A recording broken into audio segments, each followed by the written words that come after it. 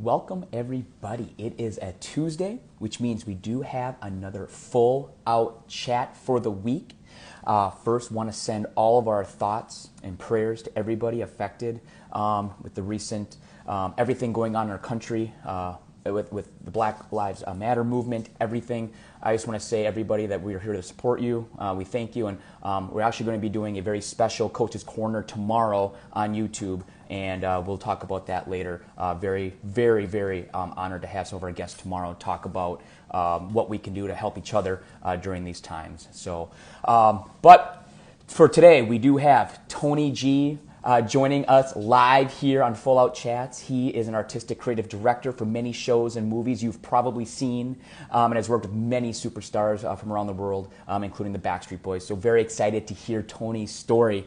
But as every coach says, let's do it. One more time, and let's go full out. Are you ready? Full Out Chats. You know what time it is. U-L-L-O-U-T.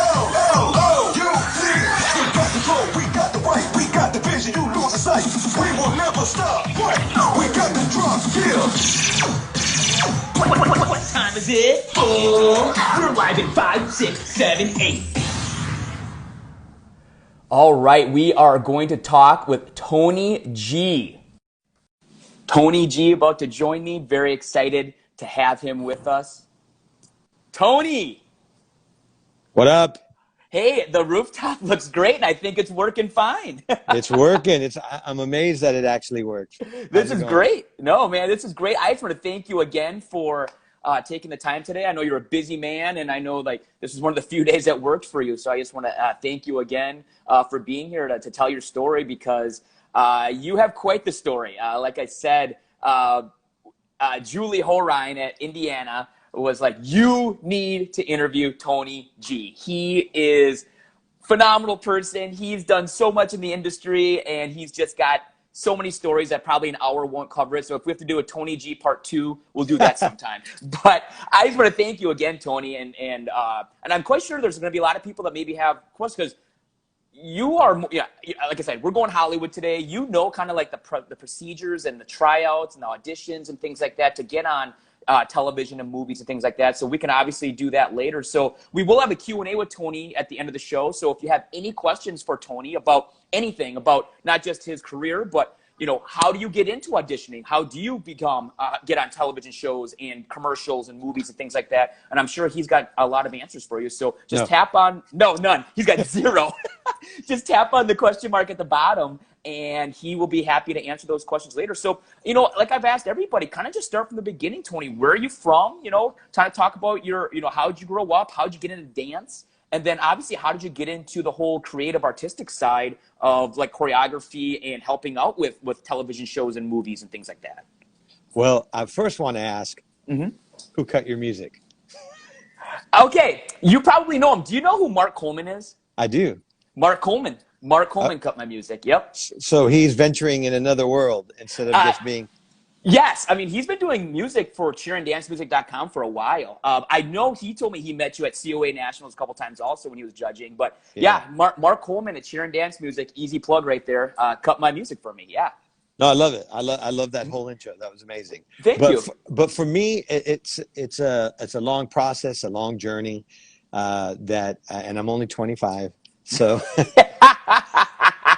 but I was just a kid who was always entertained by movement, any type of movement, whatever it was, whether it was on television, whether it was in person, whether I saw it live, whatever it might be. And it kind of just, I could mimic movement and make it my own on a very early age. I don't want to say I wanted to be a dancer. I don't think I ever thought I was going to be a dancer, but I went into that world of dance. And but cheerleading / dance, because I'm a little bit different than everybody else, where I believe cheerleading is dance. And I get a lot of people who still to this day that say it's not.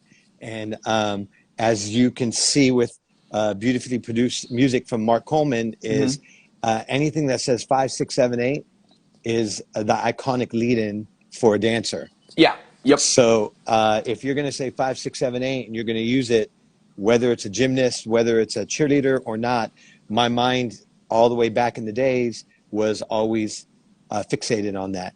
So as I was growing up, I tended to gear towards people, relationships, girlfriends, whoever that were in the cheer world, and I would be sitting at their practices. Now, mind you, prior to that, I was just a kid who liked watching, again, anything that was dance. And then those moments led me into following what I would say a dream. Instead of going to college, I went to a junior college. And at that junior college, I thought I was going to go on to a college, but then Hollywood was like right in front of me. And, and just my venture started to go from there. And from there on to now, I started doing cheer, dance, casting, producing, whatever. And obviously I'm cutting out some of the nuts and bolts of the story because it's just, it zigzagged so many times that I couldn't even understand it. But here's something really important that I want people to know is that I kept a real job for 25 years as I multitasked this job, as I traveled to UDA, UCA, NDA, NCA, USA, COA. I had a real job, and lots of people would say, you're doing all these great, amazing things. Why do you continue to judge? Why do you continue to choreograph? Why do you continue? Because I have to remember where I started. And I started in the world of team environment, of working for a company who is now owned by Varsity, which is United Spirit Association. And they taught me how to get into the world of cheer, dance, auditions, pretty much everything else. And that's where it leads me to today. What would you say was kind of your first kind of big break to do work behind the camera, or to work in front of a camera in terms of Hollywood or any type of show or movie?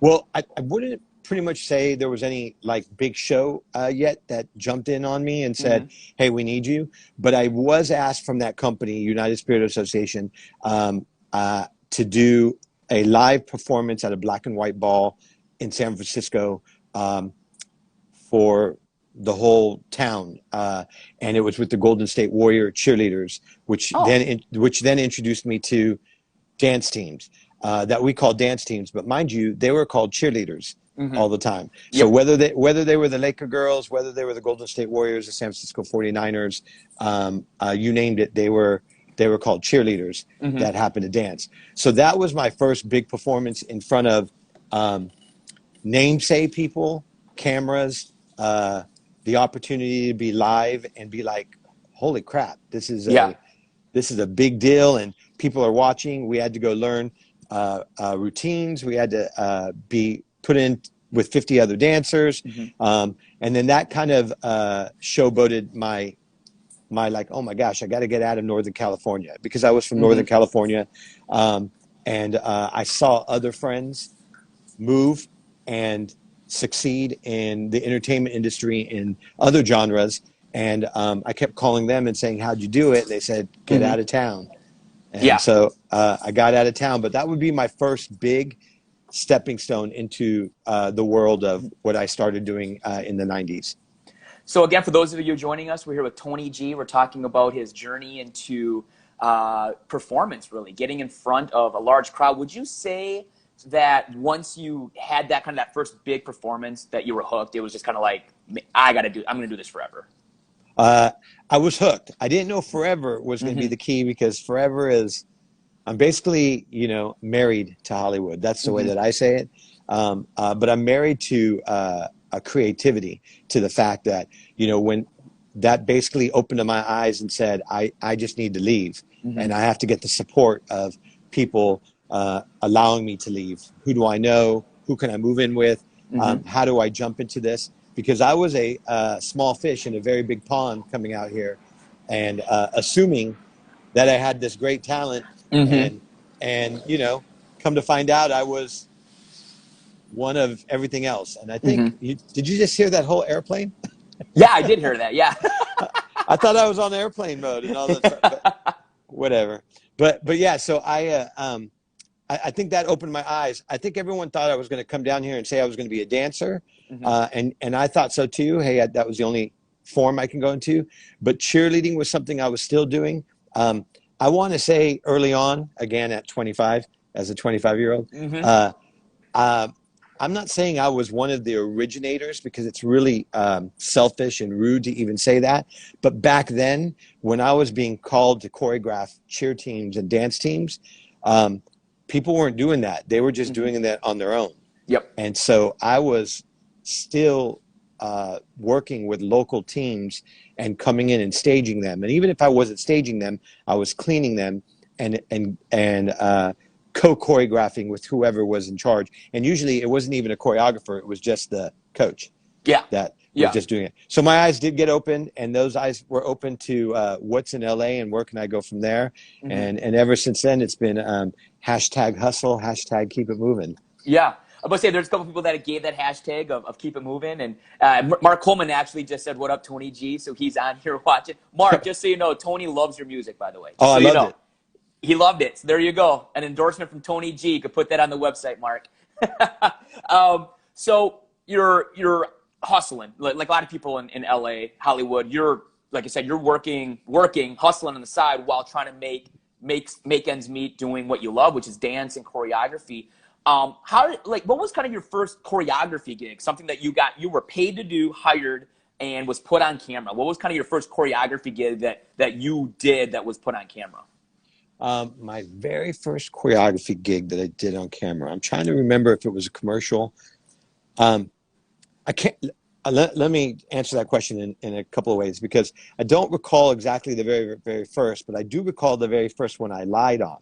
Okay. Okay.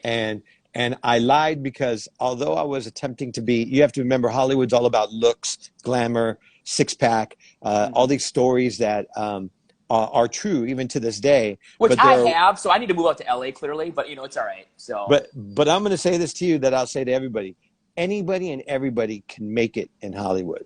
The problem is that people don't want to leave the comfort of their stability, and I took that challenge when you said what made me move here is I had to just open my eyes and be like, who cares what's going to happen? And back in those days, it didn't really matter. And I would say that even now, because I believe anybody can make it. So I was working on jobs. I was jumping in and out of getting opportunities. And the two opportunities, one was not a lie. One was from the United Spirit Association. There was a choreographer named Diane Bonds, who was the choreographer of the Laker Girls. I had already met Paula Abdul. I had already tried to get in that circle. I had already auditioned for the American Music Awards and made it to the very end. And I was one of 40 guys that was going to make it. And then they knocked out like 3, and I was one of the 3 that got knocked out. And there was all these things. But I used to run to Diane and say, you want to see the choreography? Do you want to see the choreography? And I would just start making up stuff. But because of that, she got me to work with the Laker Girls. And I've been working with the Laker Girls ever since. And that was just off of my hustle. But that commercials, I was trying to get in as a choreographer, and it wasn't working. So I think it was Tom Cruise's movie, A Few Good Men, that came out. Okay. And Nintendo was trying to make a commercial with rifles and guns, and they needed somebody who can spin guns, throw them in the air, and all that other kind of stuff. I had heard about it through a grapevine, and I approached these people by knocking on their door and saying, I'm the rifle master. I have no clue how to work a gun, flip a gun. There was an organization in Northern California called the Blue Devils that they did all these little march band formations and militant that I kind of remembered. But then I watched A Few Good Men, stole a little bit of ideas, inspired, don't want to steal. So it was inspired. They asked me if I can go on camera to audition, and I still have the tape. I posted it. It was pretty funny. But I basically BS'd my way in doing a 1.5-minute routine that ended up giving me a job and a national commercial. gosh. So that was one biggest jobs. That was one of my biggest jobs, and still one of my favorite jobs. So, okay, so you do the commercial. It's a Nintendo commercial, correct? Is that Yes. right? It's a Nintendo commercial. All right. So your foot's in the door a little bit. You have now on the resume that you did a national commercial. I mean, you sent me so many pictures, and so like, which is great. I mean, you have so many stories, Tony, and Julie wasn't lying when she said that. Like, I'm super excited to hear some of them. Horine. Yep, Julie Horine, you know that. But you know, one of them that blew me away. Let me just pull it up here real quick if I can find it right here. Is talk about this. I mean, that is Robin Williams, and you were in the Birdcage. You were in the movie. Like, talk about the. Wait, do you even know which one I am? The funny thing is, I was actually going to ask you because I don't know. Because I mean, obviously, you know, everybody's dressed up like whoever in that movie, and it's great. I was going to guess the redhead. No. No. Betty. I look like Betty White. Oh, that's you, really? Yeah, my black glove is on my boy Robin. So you're the one right next to Robin Williams. Yeah, in the black gloves, white hair. Wow. Talk about that experience. I mean, hugely successful movie. You were in it. You danced in it. You got to meet some of the biggest superstars in the history of cinema. I mean, talk about the experience of being in that movie. Well, that movie came about in a weird way. I was already working with Memphis State and Louisville and their dance teams back in the day. And I was working with already big name dance teams that were doing very, very well in competitions. And they were doing a casting for the Birdcage, which was called Birds of a Feather when it initially came out. Robin Williams was attached, Nathan Lane, and they were auditioning every male dancer who wanted to be in drag. And I did not go because I just didn't want to be in drag. Yeah. And so they kept holding auditions, and my agent kept saying, "You have to go, you have to go." Now, mind you, I when I first came out, I was skinny with a little bit of a six pack and tiny and was trying to be whatever. And then as time went on, I didn't really want to be a performer in front of cameras. I just wanted to be a choreographer or get into casting or producing. So after the fifth call that they were looking for somebody, I was working on a TV show called The Young and the Restless. So I was on a soap opera, and I was on that soap opera for a couple of years, and I had small parts. I played a waiter, I played this and that, however you want to say. So they called me and said, "Listen, they're looking for a stocky guy. He must be stocky, and he has to not be afraid to maybe gain some weight." So I was like, "Well, what do I got to lose?" And then they called and said, "You have to dress like a girl." I said, "I don't know if that's going to work." Yeah. So I told the Young and the Restless stylist and wardrobe, and they said, "Hey, we can make you look like Mrs. Chancellor, who was a character on Y&R." And I said, "Well, I don't know how to walk in heels, nothing." Long story short, they dressed me. A girlfriend of mine did my makeup. I showed up at a callback. I think it was the fifth callback, maybe the fourth callback. I'm sorry. And I literally looked like a drunk Mexican mom, and I'm Spanish Filipino. I looked like a drunk Mexican mom. There was a character back in the days called Maud that everyone said I was looking like Maud, but I walked in like I was tumbling. And I remember Vincent Patterson, the choreographer for Michael Jackson and Beat It and Smooth Criminal, and Mike Nichols, the director, asking me if I was a comedian because I was dripping sweat. I was fumbling. They would do dance moves. I could barely kick my legs. All the dancers were kicking their legs way up here in the sky, and mine was going maybe 4 feet off the ground if I got lucky. And they kept saying, "This is an amazing comedian." I didn't think anything of it. And then I finally got another call back, and they said, "Come look prettier." Make yourself look prettier, and please make sure you're okay with gaining weight if you're interested. So I went back, made myself look prettier, I guess. I put myself in a Cher dress, told them I was okay with gaining weight, and they picked all the other dancers that you see there, and it was down to one more, and my agent Teresa Taylor was like, I swear if you get this, I'm going to pass out. And I said, well, I shouldn't get it. 400 other guys auditioned for it who were interested, Yeah. and there's no reason that I should get it. Yeah. And I didn't even think I would. Next thing you know, I got it, and hence my relationship with Robin Williams stayed until the day he passed away, and my relationship with pretty much all those guys are still good. Unfortunately, one of them of the dancers has passed on, but I was going to ask, you know, he passed away, which brought a lot of awareness about suicide and suicide prevention. I mean, how was it working with a man like Robin Williams? You know, he basically taught me how I am as a choreographer in front of actors to this day. I'm not, when I get a job, whereas my family and friends are like, wow, Nathan Lane, Robin Williams, you know, Ken Jeong, that you name it, you can name off names, and everyone's all, how is it? And I forget that people are not in my shoes, where for me, it's a job. Yeah. And the most important thing for me to do is respect the process. And one of the things a non-dancer, like an actor like Robin Williams was, and Vincent Patterson was the choreographer of the show, they don't want to 5, 6, 7, 8. That's what they say they don't want to do. So you don't want to put that in their atmosphere. You want to treat them and show them it's not dance. It's just staging, movement. It's not choreography. It's walkography. It's standography. It's pedestrian. It's whatever. So he taught me just by being around him that you don't have to show off or say, look at these hot moves, or this is the move, because they're going to take it, change it, and make it theirs. Yeah. And if they truly are an actor performer, then act as if you know how to dance and go from there. So what I got from him and working with somebody as iconic as him was to just tone it down, come in and teach it without having to be like, this is it and that's the end of all ends, and take suggestions and go from there. And because of that, he is one of the top 5 things that I take when I work with brand new actors. When they say, I don't want to dance, even Christopher Walken's, when I did Wayne's World 1, Wayne's World 2, there's many things that I worked on that I choreographed.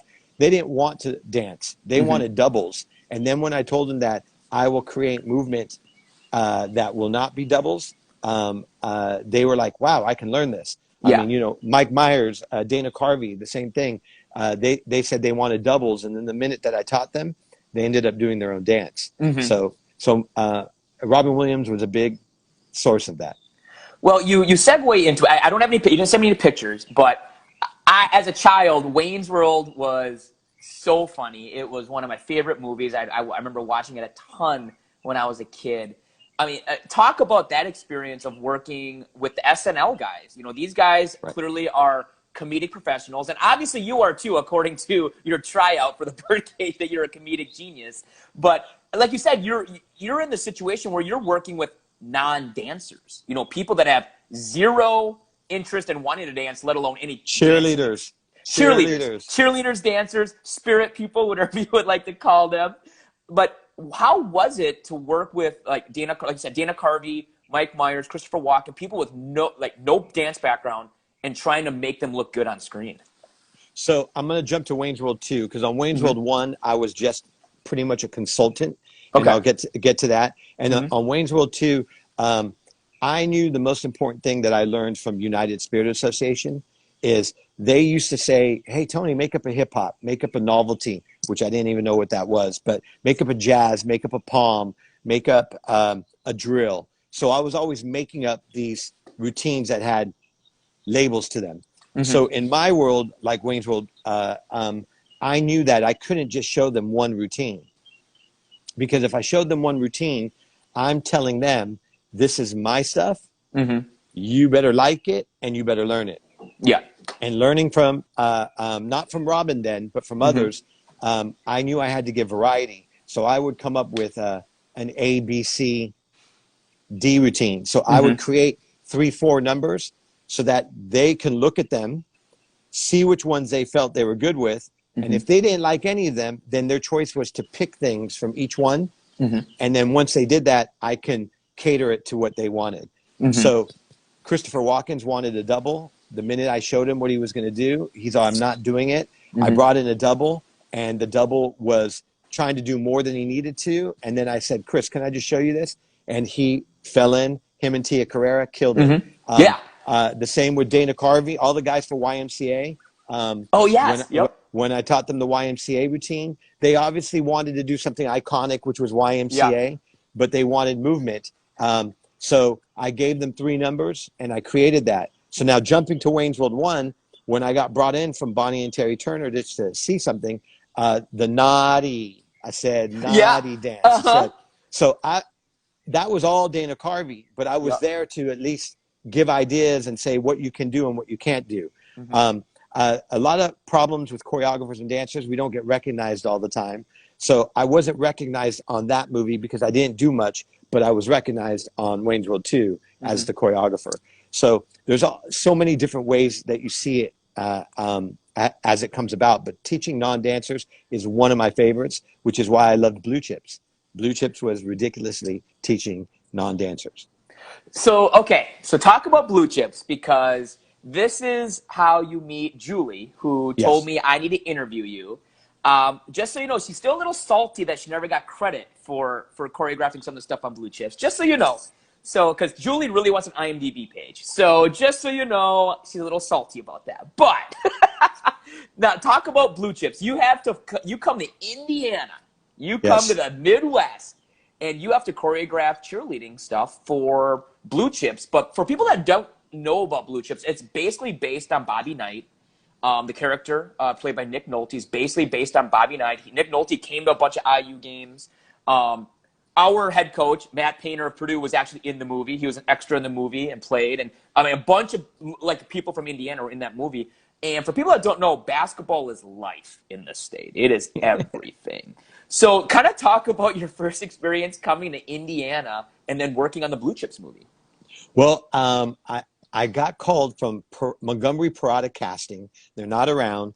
I was hustling, doing anything and everything that I possibly can, trying to be a dancer, a choreographer, an actor, a model, you name it. Whatever a 5'8" guy could try to do, I was attempting to. Oh, fitness. I was doing anything. And they called and said that they were in charge of being the extras casting in a brand new movie being shot in Indiana.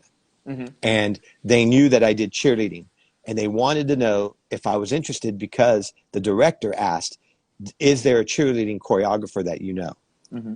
And this is what they said, but it was all lies. Uh-huh. They said, we have the #1 cheerleading choreographer in the world. Okay. And I was like, well, I don't know if I'm the #1 cheerleading choreographer in the world. I mean, I'm good at making up stories, but that I don't want to say because I come from a dance world, not a cheer world. Mm-hmm. And even though I used to calf pop and all those other things, but they said, well, you're going to have to fly to Indiana. You're going to have to live there. You're going to have to find people. And the only thing I really cared about before leaving was, are we going to pay the cheerleaders? Mm-hmm. I do not want to be in a movie that we're not going to pay people. Yeah. And they said, well, we're going to pay them. We'll pay them just some random amount. Mm-hmm. So once I heard about that, I left. And when I arrived, I met a few people here and there, and I met the wonderful Julie Horine. And she was already somebody who was already in the process of making moves, mm-hmm. of getting cheerleaders and performers mm-hmm. and dancers. And which I thought was pretty cool. She was very mm-hmm. sweet, but we didn't hit it off right away. She said the same thing to me.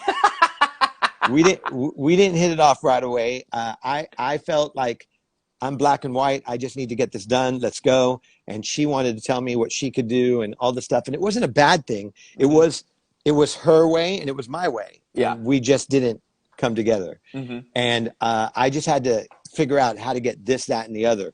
But she was very helpful in the sense that we got Purdue, Notre Dame, Louisville, UK, come in. I had people come in from Atlanta, from Michigan, from other states that were coming around. Mm-hmm. So because of her, I started seeing that she can be an asset and starting to help out, and not knowing that it was going to create this amazing friendship that we've had ever since. But she was also very adamant, even she is to this day, that boys don't dance. And cheerleaders don't move. And to me, the one thing is that if you're, again, I'll say it, if you're saying 5, 6, 7, 8, you're dancing. I don't care what anybody says. And you're moving and you're shaking, whatever the deal is. But I do recall the process as being that none of the boys wanted to dance. I had guys raising their hands saying, men don't drop on their knees. We don't do slides. We don't do motions. And I said, well, then you don't want to be in a movie. Yeah. Because what I want people to remember from, I don't know, till I'm underground, is that cheerleading is cheerleading. And when cheerleading is done in movie, television, commercials, on stage, they're not documented ideas. We're not following the world and the craft of cheerleading the way that people believe they should be. All-star, college, high school. And so they have to understand that it's a creative process and it's an entertainment. And what's being done is called entertainment. Yeah. So although you might know one world of cheerleading, I'm not a person of cheerleading. I'm a person of let me show you entertainment and what's going to read for my producers, directors, and everybody else. So those that didn't want to do it, I said they can leave. Julie even said I was losing lots of people. I even remember telling a group of guys, if you don't like it, there's the door. And I remember a lot of men started leaving. Taped wrist, everything, good-looking guys, big, everything. I had to stop a couple of them and said, you know, what do you got to lose? Why don't you come and show what you have, see what you can do? And Julie kind of helped me through that process of showing me how they can tumble really quick, showing me what motions they might know, throwing a stunt in there. I mean, I'm not gonna lie to you. One kid from Notre Dame, I even announced it. My shorts ripped completely. My buttocks and everything were hanging out. I said, if there's anybody in this room that can get me a pair of shorts immediately, I will advance you to my callbacks and 90% guarantee you a job.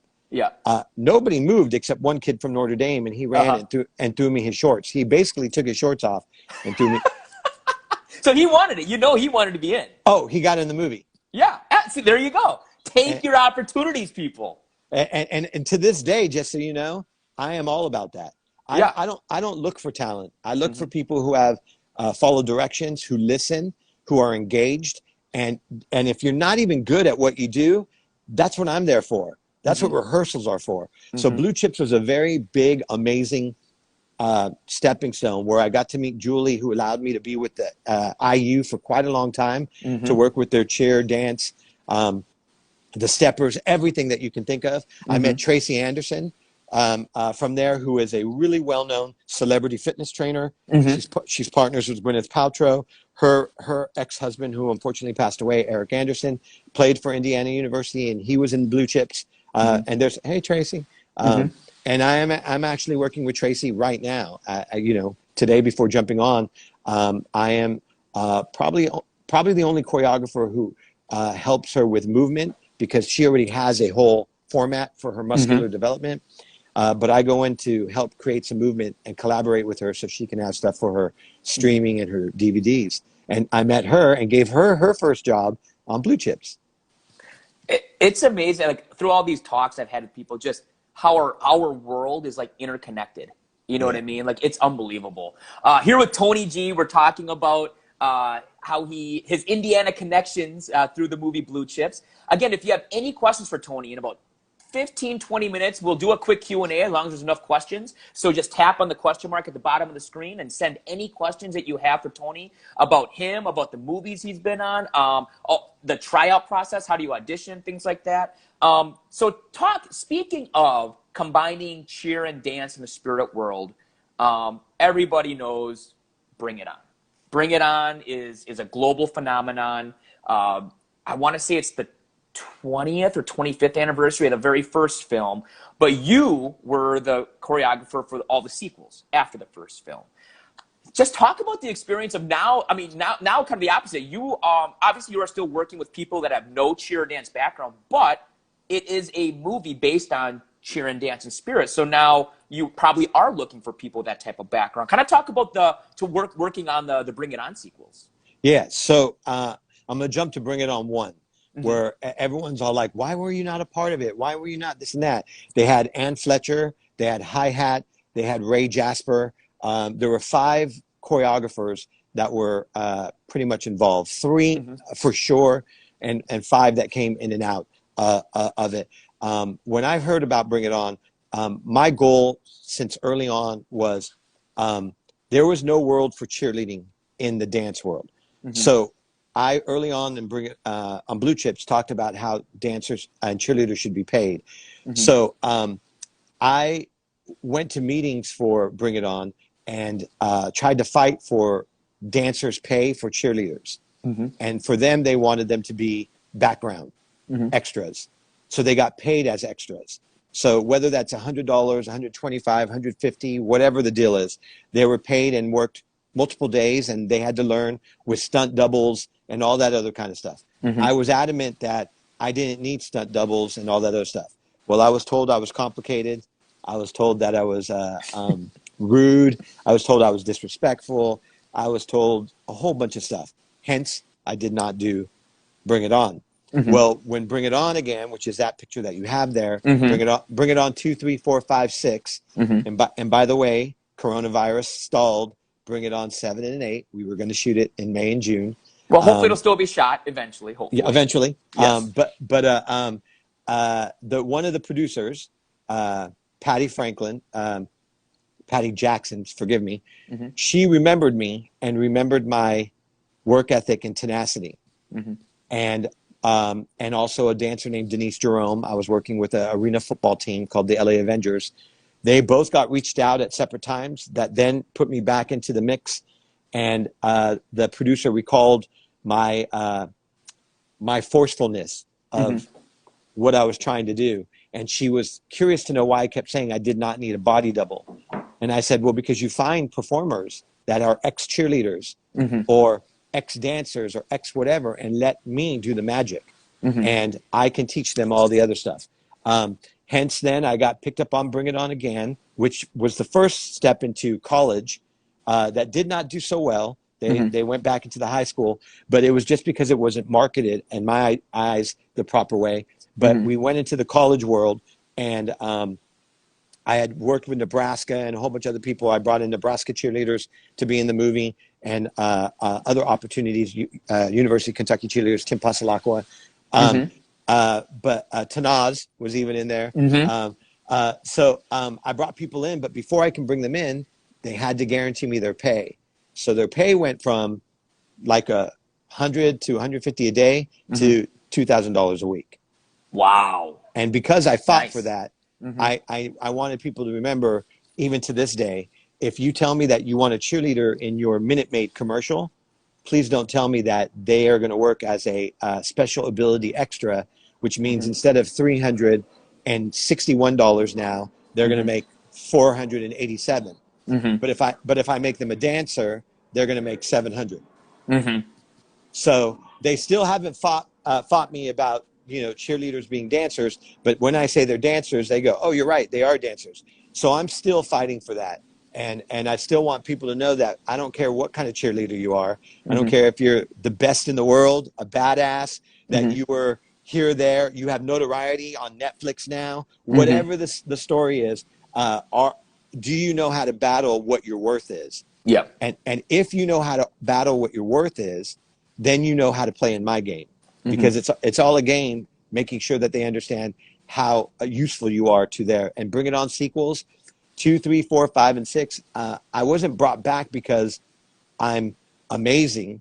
I've offered them other choreographers. I've offered them Eric Little, Dan Sapp, Jonathan Lewis, Eric Anderson. I can go on with all the people from the West Coast that I've offered them, but they were like, can they make up 21 routines in 2 weeks? And I said, well, I don't know. And they said, well, can they make up what you do, 2-minute routines? And can they make non-dancers and non-actors become cheerleaders? I said, I mean, we can find out. But in production, we don't have time to find out. Yeah. So you just have to do. And so my work ethic, which is what I believe I have a talent, yes, but my talent really for me is my work ethic. What do you want? What do you need? Here it is. And that's what I tell people, because if you want to do a standing full 19 times to get the shot, I don't need you to do that. because I don't want to see you suffer 19 times. Mm-hmm. But if I can just get a clean, high standing tuck, I'd rather put the standing tuck in there and have it done once or twice, and we move on. Yep.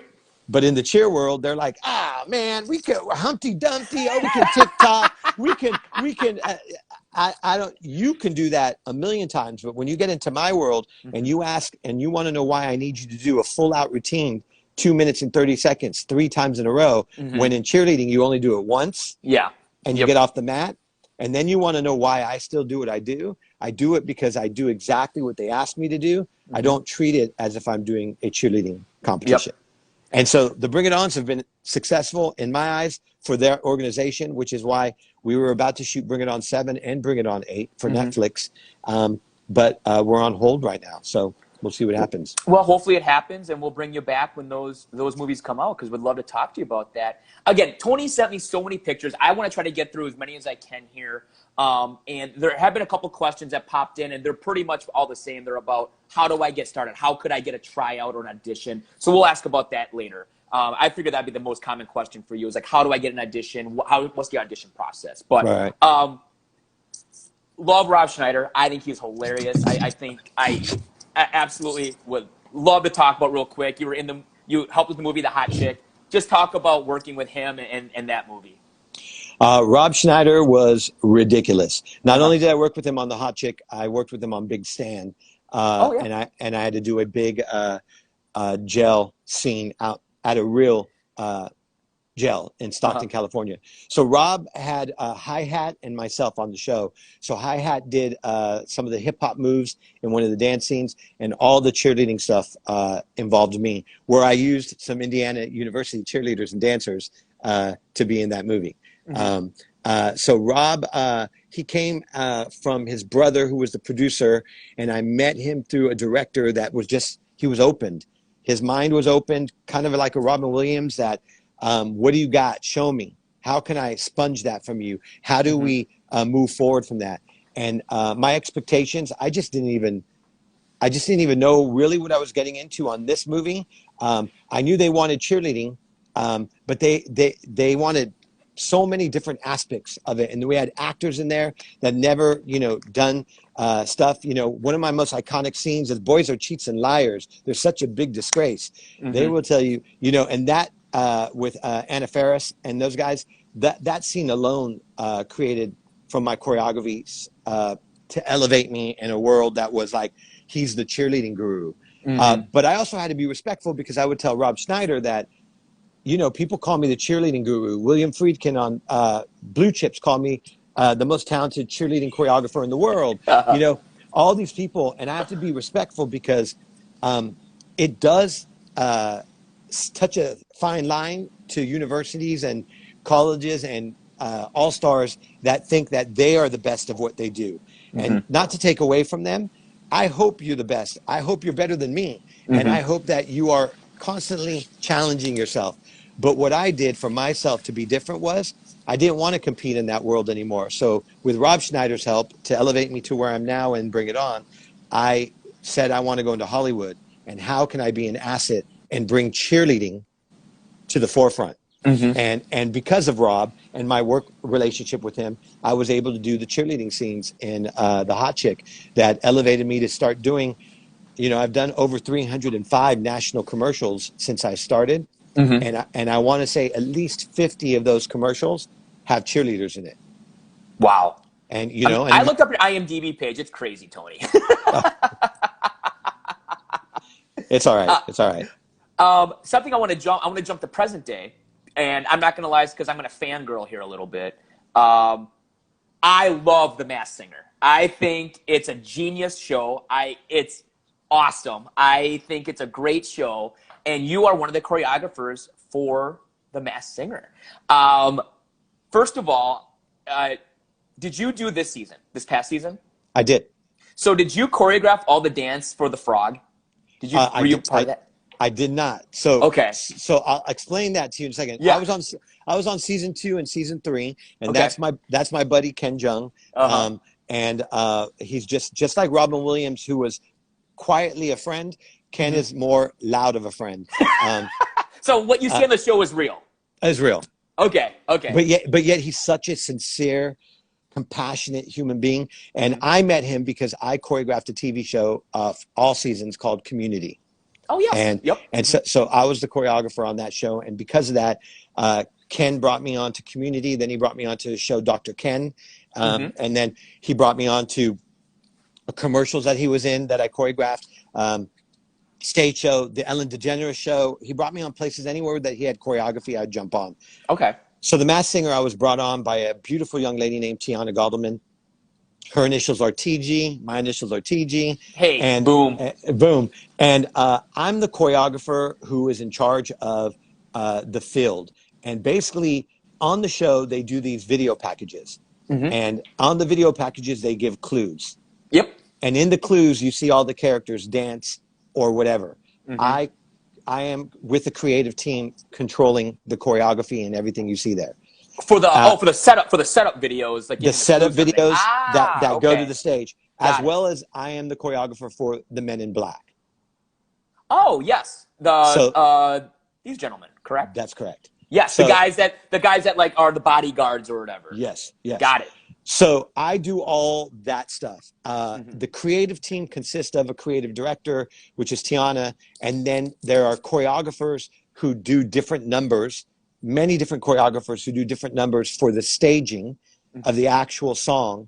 And then I do the other most important part that I've been given is if you look at the audience, so they'll go frog. Yeah. Frog. Yeah. So that's me. Flamingo, You come up with all flamingo. those? Yes. So rhino. Yes. So frog. So those things that you see the audience do, those are made up by me. So my world encompasses a little bit different. I only go to the stage to actually then work with the actual talent of how they enter on stage and how they exit on stage and how they engage with the audience. Because everything else is very meticulous and has their own set of choreographers.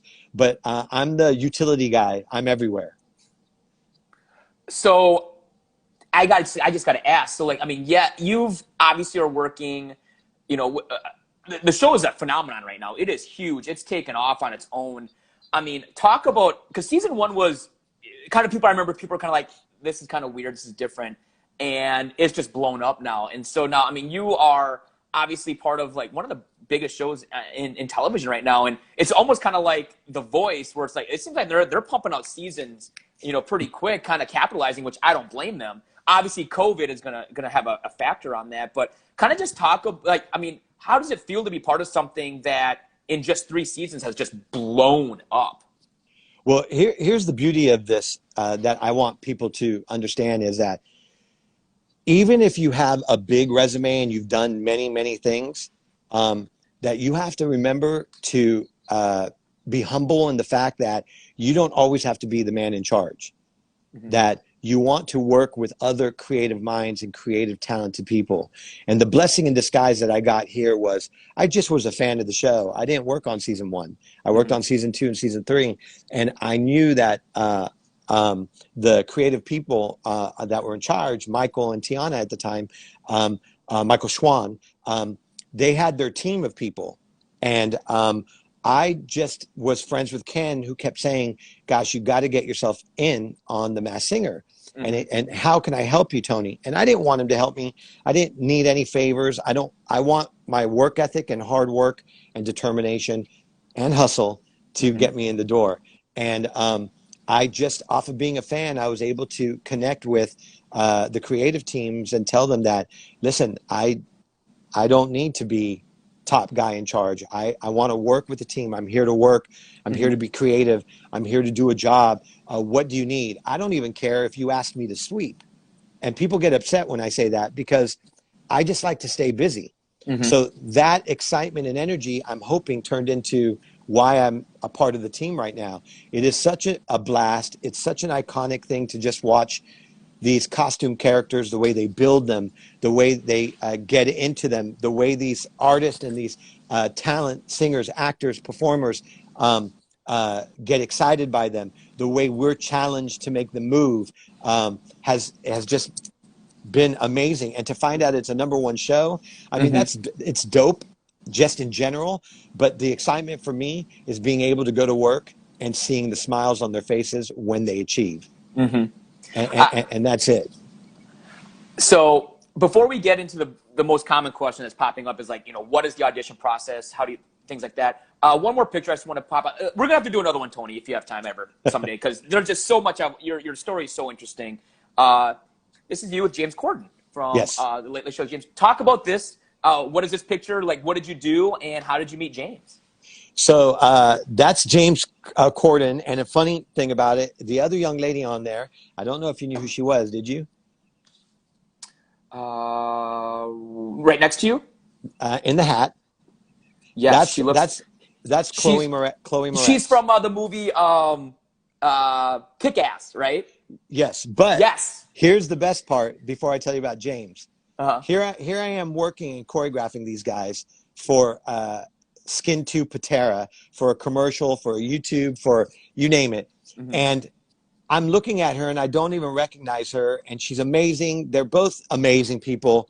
Those are my assistants there, Chris Moss and Liz Porter. And I don't realize until I get home a week later that Chloe was my lead in Big Mama's House Part 2 yeah. as a cheerleader. If you go back, the movie follows a cheerleader. And she's the lead cheerleader, and I choreographed her while I was in New Orleans for 3 months. I hadn't seen her since she was a kid of, I think she was maybe 8 years old, 9 years old, I think. And then to find out that I choreographed her and I didn't even know it. Didn't even notice, yeah. My mind is all about work. And same thing with James. James is amazing. He's funny. He was like, get the choreographer, get him on set. Where's Tony? Let's go. And, we had met him really briefly, and I had met him before through Ken Jeong and a whole bunch of other stuff. And, you never want to say to people, hey, do you remember me? You just want to do whatever. The lucky thing is he remembered me. And the funny thing is this was for a commercial. I had to show him some tap moves, had to give him some Broadway choreography. And it's just, here's the thing, just like Melissa McCarthy on Mike and Molly that I choreographed, is if you're a comedian, I don't care what you say, you can dance. And the reason why I say that is because you have comedy movement, you have physical comedy. And so they might say that you don't know how to dance, but that's why The Office was a big deal for me. Community was a big deal for me. Parks and Recreation was a big deal for me, because I loved taking actors, non-dancers, and showing them that they can move. And they go, Scott's Tots. That's, one of the big things that I did on The Office. And I only did a couple of episodes on them. Plus I did some stuff with Mindy Kaling for the YouTube stuff. But they would all say they don't know how to dance. Mindy Kaling says that she doesn't know how to dance. And she was able to do 2 fingers. And, it's just, you have to teach people that quit saying dance and remind people I'm teaching you movement. And then I'll, step by step, I'll teach you how to dance. But let me teach you moves that you get into your body that are called movements that then become something else. Cheerleaders, men, you can dance. Calm down. So we've got about 5 minutes. So Instagram Live at 1 hour, they just kick you off. It just ends. So I don't want that to happen. So again, I got like 4 or 5 questions here, and pretty much the same question is, talk about the audition process. Let's say, boom. Let's say I'm having a midlife crisis. I want to move to LA and I want to try to become a dancer. I want to try to become an extra on a TV show, whatever it may be. Try to get my big break. What would you say is kind of like maybe not just misconceptions, but what is the true, honest to God truth process of getting an audition and trying to get a role in any type of commercial, show, or movie? So in my opinion, my honest to God truth is, if you believe you have something to give and you think it can be attainable, you have to stand by that all the way through. I was told I would never make it. I was told I wasn't talented. I was told that I should give up. I was told to stop dancing, stop choreographing, all of the above. And if I listened to all those people, and not even haters, just listeners, whatever opinions, I wouldn't. So the most important thing is know that you have something. And if you have a skill, a talent, tumbling, skateboarding, whatever it is, know that there's people looking for that. So come out here. Being an extra, you're going to get it like that. Getting into things in audition, you're going to hear about it. It's not about how fast you get it. It's about, are you ready for the ride? Are you ready for the steps and the journey to go through it? And if you really are ready to go through those steps and those journeys, everything's going to come your way. I believe that wholeheartedly. And then the only thing that I would say is, don't come and show people how talented you are. Come and show people how you absorb directions, how you take in advice, and how then you put it back out there. Because everyone's so ready to show you that I'm hot. I'm the hottest looking girl. I got double D's. I got muscles. I got this, that, the other. But why don't you just come in and sign your name down and listen to read the directions that say, sign your name, have a seat, we'll get to you. Instead, you sign your name and you start asking 20 questions about why you're there. To me, you just sold yourself away from the job. You didn't follow directions. So how am I going to teach you anything if you can't just follow directions? So I've already, taken you out of the equation. So in auditioning, coming out here, I'd say that anybody and everybody, go for it. The opportunity is nowhere. And I don't even like saying what my Instagram is, but I'm at Tony G Cast. That if you really believe that you got something to give, send me a picture. I file everything. I keep everything at Tony G Cast on Instagram, and go from there. And I'll get stuff, because I'm always looking for new talent. Always, always. Hey, like I said, I mean, Tony's doing this for free, and you promote yourself absolutely at Tony G Cast is on Instagram. If you even just have questions, follow-up questions to the show for Tony, feel free to reach out to him. I mean, he's a wealth of knowledge in the industry, and I couldn't agree more. I think that's just business world savvy sense right there, is follow directions. Just do what you're told, and follow your dreams. I mean, absolutely. I mean, there's no doubt about that. So we have a couple more minutes here. Just one of two things we can get to it real quick. Number one, what's probably the most important piece of advice you ever received that still has an impact on you today? I think I said it a couple times, but the most important advice that I got was, don't overdo. And I say it in so many ways. Don't overdo. Don't be too much. Don't overtalk. Don't whatever. Learn to zip when you have to. And the most important thing is, if somebody in charge is having a conversation with you, heated, not heated, calm, empathetically, whatever, allow whoever's in charge to say what they need to say before you challenge the dynamic of what's coming out of their mouth, whether you agree with it or not. Because you don't always have to agree, because you have to remember, in this industry, the person who's in charge is answering to 10 other people you never see. And the trickle-down effect happens. And if you don't understand the trickle-down effect, then you will never understand constructive criticism. That doesn't come from a bad place. It comes from, just do your job and we can move forward. We have 1 minute and 45 seconds, and a really good question just popped up from Cindy. What about for young kids, child actor possibly? What is your advice for any kids that are looking for possibly getting into a role? So I was in charge for 10 years as the creative director for Kids Bop. Oh, yes. So I did Kids Bop for 10 years. It's now been a good 5 years. Another story we need to get into later. Okay, good. I have not for 5 years. The most important thing that I will tell, Midtown, small city, Arkansas, Mississippi, Louisiana, whatever, pay no one. Pay no one. Don't answer anything that says they want 500, 1,000. I don't even care if you're rich and you have $5,000 and you want that opportunity. Some of those things do help, but you also have to know that you just have to take the time to come to LA and just network and see what's out there, because you don't have to pay anybody anything if you don't have to. That's it, pretty much. Don't pay anybody. That's a great piece of advice. I would have gone and look for ads or something, or maybe paid for a manager, or do a lot of researching. You'll find it, and then you'll find ways that you don't have to pay. And if you do pay, it's small money. It's $100 for some headshots, $150 for an acting class, but not $3,000, $5,000, not crazy stuff. Tony G, no joke. I think we're gonna have to have a Tony G part 2, because we didn't even talk about The Office. We didn't I mean, we didn't talk about, hey, Julie's going to love that. Absolutely, she's going to love that. You know that. And Beth, her sister's on here too. So, Tony, thank you so much. Noblesville. I appreciate your time. Go Millers. Go Noblesville, Indiana. We'll talk again soon, I'm sure. Thank you, Tony. All right, guys. Peace. Yep. Have a good one. Tony G, thank you very much. Everybody, hope you enjoyed today's show. We'll see you tomorrow at Coach's Corner. Have a great day.